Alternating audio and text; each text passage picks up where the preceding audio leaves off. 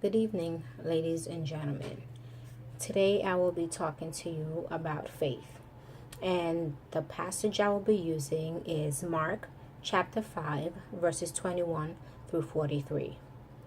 This is a story about Jairus, the ruler of the synagogue, whose daughter was on her deathbed.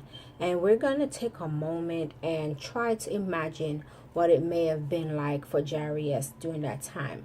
Because some of us at one point in our life may have feel like the world was on our shoulders, that everything in our life has turned upside down, and that we are faced with a situation that was just too much to bear, and we did not know how we were going to get through it. And I can imagine that Jairus felt this way during that time. So let's take a moment to imagine what it was like exactly for him. My only daughter, she's only 12 years old, and she's on her deathbed. There's nothing I can do for her. I don't know how we're going to get through this moment because I don't want her to die. I can remember when she was born. I remember when I first held her in my arms. I remember when she looked up at me and she smiled for the first time.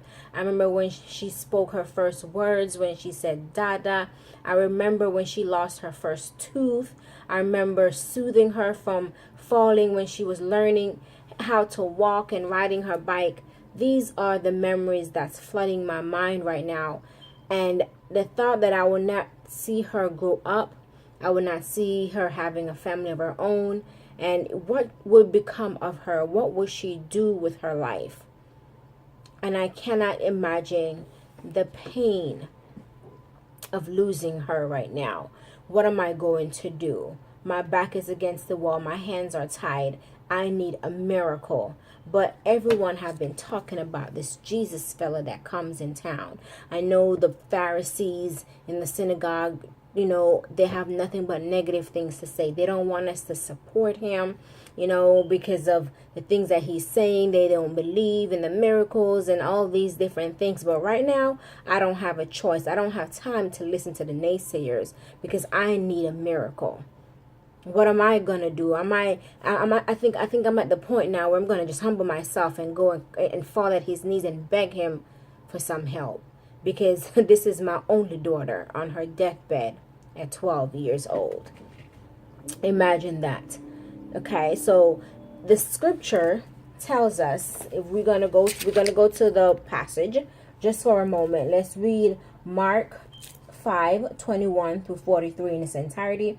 It says, when Jesus had again crossed over by boat to the other side of the lake, a large crowd gathered around him while he was by the lake.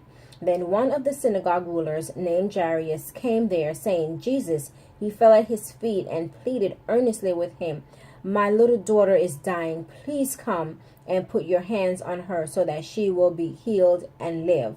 So Jesus went with him. A large crowd followed and pressed around him.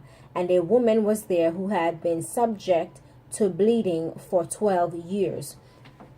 She had suffered a great deal under the care of many doctors and had spent all she had. Yet instead of getting better, she grew worse. When she heard about Jesus, she came up behind him in the crowd and touched his cloak, because she thought, if I just touch his clothes, I will be healed. Immediately, her bleeding stopped, and she felt in her body that she was freed from her suffering.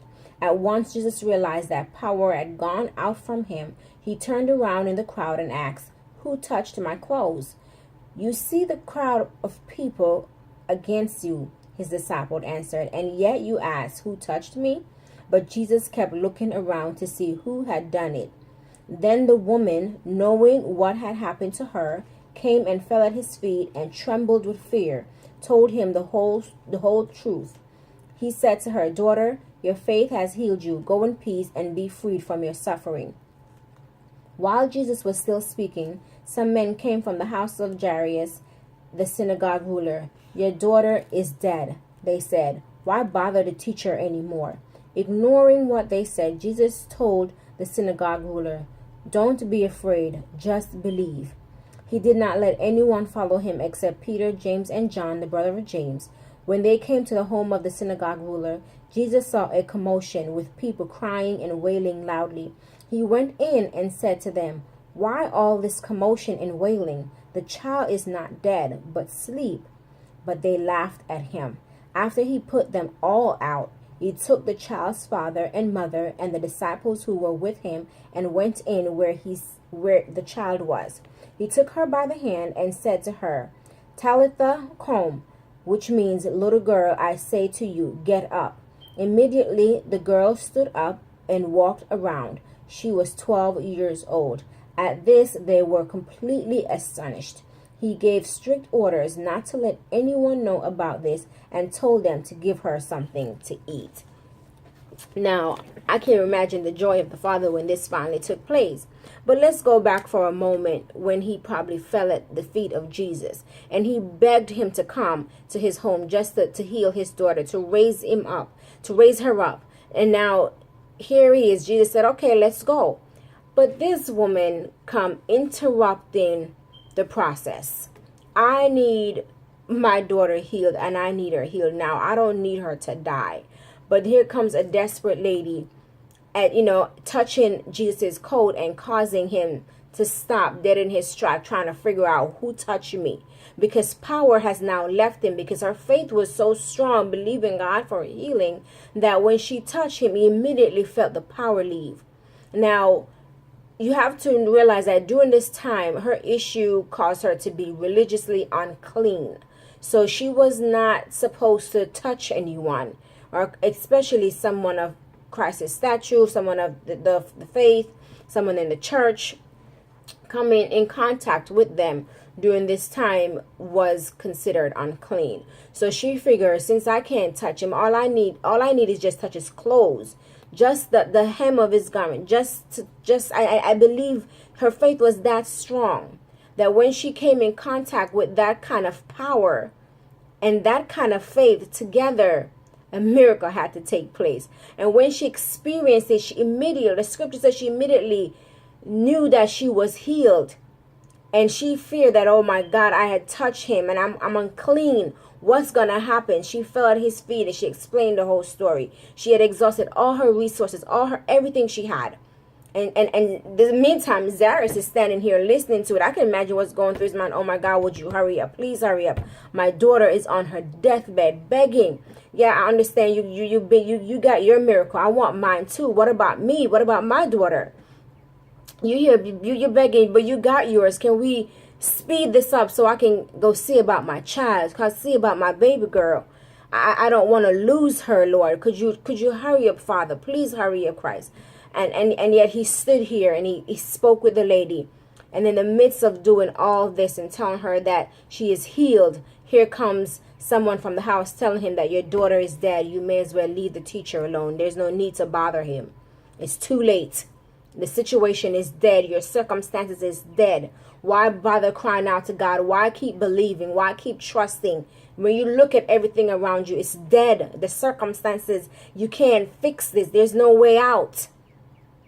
Your back is against the wall and it's dead. Let's just walk away. Let's just give up. But Jesus encouraged him. Jesus said, no, believe. Just believe. And he went home with him. And when he got there was a crowd of people. Everybody's crying. Oh my gosh, she's dead. What are we going to do? We're mourning with the family. They're going through a hard time. They've lost their little girl. But Jesus said, why are you crying? She's only sleeping. And they said, what is wrong with this dude? Like, she's dead. Everybody starts to laugh. But because of their doubt, Christ had to put them out. Sometimes when your situation or looking the way it is, you don't need any naysayers and any doubters around you. You need to find just a few faithful people who is going to stand with you. Christ had his 3 disciples and the mother and the father when he entered the room with the daughter. Now, you don't need everybody around you. You don't need a crowd when you're going through certain things. You don't need a crowd at all. All you need is Christ. And you need those people that's touching and agreeing with you that the situation can turn itself around, that God can turn this thing around. So God put everybody out and said, put them out. I don't have time. So he took Jairus and his wife. He took in his disciples. He went in. He touched her by the hand and he told her to get up. She got up, she began to walk around. The miracle has manifested itself.